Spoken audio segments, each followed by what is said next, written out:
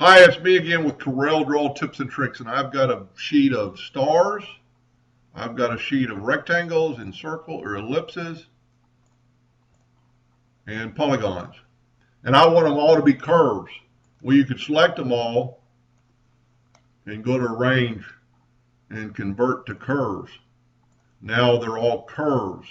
But if you didn't want that, if you wanted just, let's say just the rectangles to be a curve, go to Edit, Find and Replace, Find Objects, Begin New Search, Find Rectangles, which are squares to Finish, Find All, and then you go to Arrange and Convert to Curves. That's pretty cool. Now, let's find the curves. Let's say we got a bunch of curves. I'm going to set my nudge distance on 30 inches to get it off the page in a second.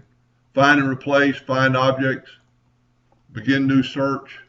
We're going to find curves. Next, Finish, Find All. I'm going to move the curves down. So now all I have is, polygons. So you could do a lot with this. Let's move them back. Let's back up here where they're not a curve anymore. It's a rectangle again. Same thing on the stars. We could find the stars.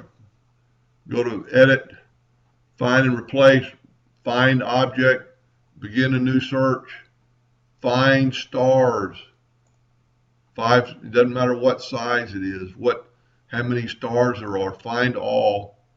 And as you can fill them in with blue, or you could convert the stars to a curve.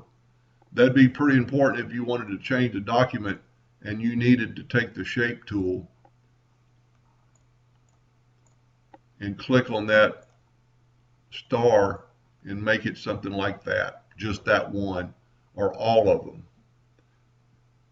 Anyway, I hope that helped a little bit. Thank you for watching.